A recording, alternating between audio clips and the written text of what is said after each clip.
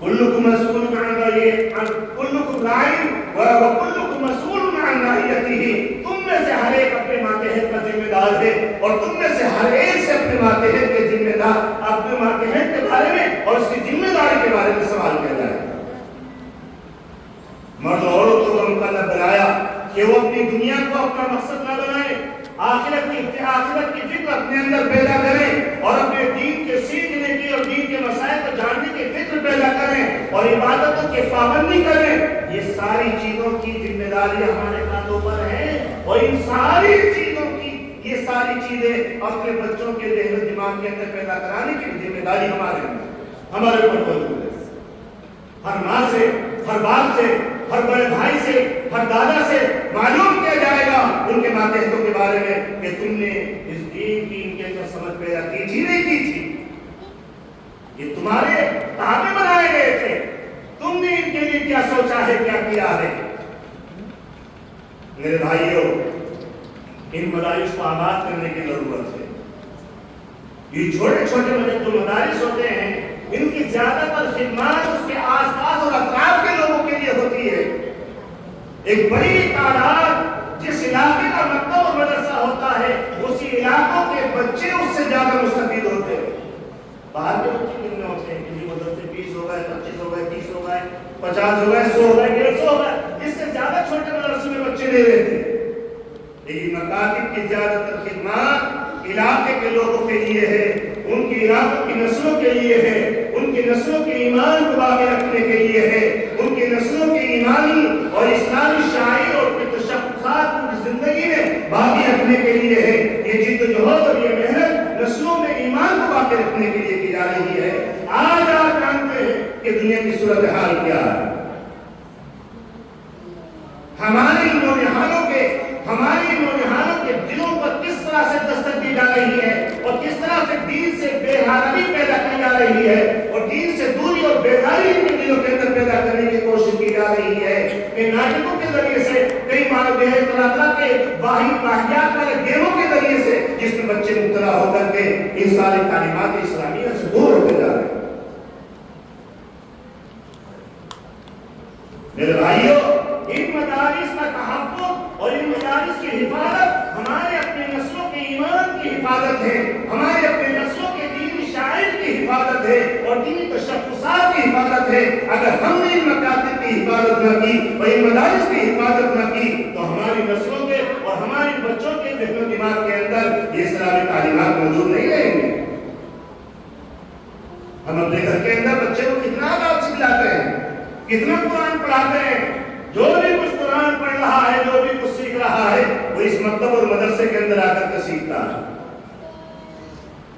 کوئی یہ نہ سمجھے کہ میں اپنا ذمہ دار ہوں، میں پڑھا لکھا ہوں، میں اپنے بچے کو اپنے گھر میں پڑھا لوں گا، ایسا کوئی نہیں ہوا ہے۔ اتفاق سے ہزاروں میں لاکھوں میں کوئی ایک مثال ایسی مل جائے گی کہ فلاں عالم صاحب نے اپنے بچے کو بس اپنے گھر کے اندر پڑھا کر کے عالم بنا دیا۔ ہمارے سامنے اب کوئی ایسی مثال نہیں ہے کہ بڑے سے بڑے علامہ نے اور بڑے سے بڑے عالم نے اپنی اولاد کو اپنے گھر میں بٹھا کر کے اس کا پورا عالم بنا دیا ہو۔ جب عالم کی صورتحال یہ ہے تو میرے عالم کا کیا حال ہوگا؟ جب ایک عالم اپنے بچے کو، اپنی اولاد کو اپنے گھر بٹھا کر کے پورا عالم نہیں بنا سکتا ہے، باکمال عالم نہیں بنا سکتا ہے، وہ محتاج ہے مدرسوں کا، وہ محتاج ہے مکاتب کا، وہ محتاج ہے اساتذہ کا، وہ محتاج ہے حفاظ کا، وہ محتاج ہے قرہ کا، وہ محتاج ہے علماء اور مفتیان کا۔ ایک عالم آدمی اپنے بچے کی صحیح اور اپنی تربیت کیسے کر سکتا ہے؟ میرے بھائیوں، ان مدارس کی حفاظت کی ضرورت ہے، اور اس کی حفاظت دو طرح سے ہوتی ہے۔ اپنے بچوں کو اس میں تعلیم کے لیے زیادہ سے زیادہ بھیجا جائے، اور دوسری یہ ہے کہ جو اس کی ضروریات ہے اس ضروریات کا بھرپور خیال۔ اگر ہم خیال نہیں کریں گے تو کون آئے گا خیال کرنے کے؟ کیا وہ لوگ آئیں گے جو ہمارے مدارس کو منہدم کر رہے ہیں؟ وہ سب سیدھے مٹانا چاہتے ہیں، ہماری مسجدوں کے نام و نشان، مدارس کے نام و نشان کو ختم کرنا چاہتے ہیں، ہماری شکل کو مٹانا چاہتے ہیں، ہماری کرتا اور پگڑی کو ختم کرنا چاہتے ہیں، ہماری آزادوں کی آوازوں کو بند کرنا چاہتے ہیں، تو وہ ہماری نسلوں کے ایمان کی حفاظت کریں گے؟ یہ حفاظت کی ذمہ داری ہمارے اپنے اوپر ہے، ان مدارس کی حفاظت کی ذمہ داری ہمارے کاندھوں پر ہے۔ جو جس حیثیت کا مالک ہے اس حیثیت سے اخلاص کے ساتھ اور اللہ کو راضی کرنے کی نیت سے ان مدارس کی خدمات انجام دے اور اپنے بچوں کو ان مدارس میں زیادہ سے زیادہ پڑھنے کے لیے بھیجے۔ دوسری بات، یہ مجلس حفظ قرآن کی تقریر کی مناسبت سے منعقد کی گئی ہے۔ 2 بچوں نے حفظ قرآن مکمل کیا ہے۔ اللہ رب العالمین نے اس قرآن کریم کی حفاظت کی ذمہ داری خود لی ہے، لیکن اللہ نے اس دنیا کے معاملات کو اسباب سے جوڑا ہے۔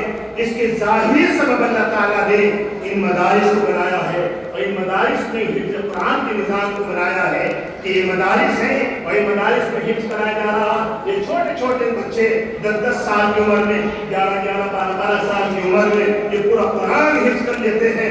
یہ اللہ رب العالمین نے اس قرآن کو حفظ کرنا آسان کر دیا ہے، کیونکہ اللہ نے اس کی حفاظت کی ذمہ داری دی ہے۔ ان مدارس کے ذریعے اور ان بچوں کے ذریعے جو چھوٹے چھوٹے بچے اپنے سینوں کے اندر یہ قرآن محفوظ کر لیتے ہیں، یہ اس قرآن کریم کی حفاظت کا مظہر ہے کہ اس کے ذریعے سے بتلایا جا رہا ہے کہ اللہ اپنے قرآن کو قیامت تک اس طرح سے محفوظ رکھے۔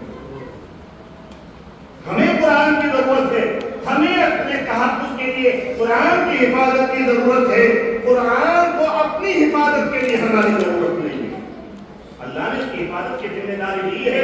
اگر ہم اس سے بیزاری اختیار کریں گے اور دوری اختیار کریں گے تو اللہ رب العالمین دشمنوں کو قرآن کا حامل اور محامل بنا دے۔ وہ خدا کہ جو فرعون موسیٰ کو مٹانے پر تلا ہوا تھا، اللہ نے اسی موسیٰ کی پرورش اس کے دربار میں کرا دی اور اس کے ذریعے سے کرا دی، تو کیا اللہ اپنے دین کی حفاظت اپنے دشمن سے نہیں کرا سکتا؟ اگر ہم یہ چاہتے ہیں کہ ہم محفوظ رہیں، ہماری نسلیں محفوظ رہیں اور ہماری زندگیوں میں اور ہمارے گھروں میں قرآن محفوظ رہے، تو ہمیں قرآن سے وابستہ کرنا ہوگا، قرآن سے جوڑنا ہوگا، اپنے بچوں کو قرآن سے جوڑنا ہوگا، اپنے آپ کو خود کو قرآن سے جوڑنا ہوگا۔